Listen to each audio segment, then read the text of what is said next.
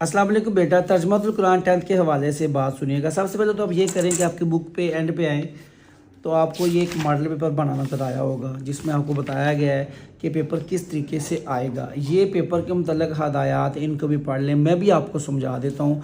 आपके जो सबसे पहला क्वेश्चन MCQs है ना, वो तमाम सूरतों की एक्सरसाइज से ही इंशाल्लाह ताला 95% चांसेस हैं कि एक्सरसाइज से आएंगे। उसके बाद आ जाए आप क्वेश्चन नंबर 2 के अंदर, तो ये भी आपके तमाम सूरतों की एक्सरसाइज से ही पूछे जाएंगे।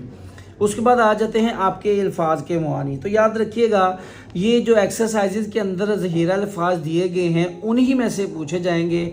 उनके अलावा ये आपके किसी भी और जगह से लफ्ज़ नहीं दिया जाएगा। उसके बाद ये आपके पेपर का सबसे बड़ा वेटेज वाला क्वेश्चन 15 नंबर का, जो आयात के तराजुम आपने करने हैं बामुहावरा।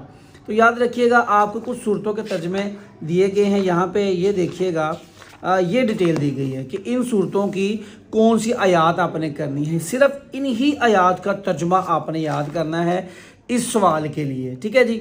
उसके बाद आपका आ जाता है क्वेश्चन नंबर लास्ट, कि वो 2 सूरतें आपको आएंगी कोई सी, इनमें से किसी एक पे आपने नोट लिखना है, तारफ़, मरकज़ी मज़मून और बुनियादी मज़ामीन।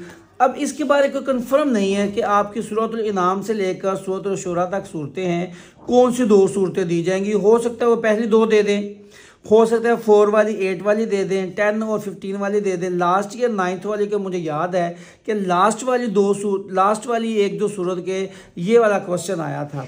तो ये वाला जो हदायत है, इनको आप गौर बड़े ध्यान से अगर पढ़ लोगे तो आपका तर्जुमातुल कुरान के मुतल्लिक़ जो आपकी कन्फ्यूजन्स हैं वो सारी दूर हो जाएंगी। और आपने इनकी एक्सरसाइज, जैसे ये देखिएगा, ये MCQs हैं, ये शॉर्ट क्वेश्चंस हैं, इनको आपने ज़रूर करना है। हाँ, एक और चीज़ आपने देखनी है कि इन सूरतों के अंदर अगर कोई आयत पूछी गई है तो उसके भी आपने जो है वो तर्जुमा याद करना है। ये ज़हीरा अल्फाज है, इन्हीं में से 5 नंबर का सवाल है ना, जो ये वाला, ये पूछा जाएगा। इनके अलावा कहीं से भी एक क्वेश्चन नहीं आएगा। बाकी मेहनत आपने करनी है, अल्लाह की रज़ा साथ हुई तो बहुत अच्छे नंबर आएंगे।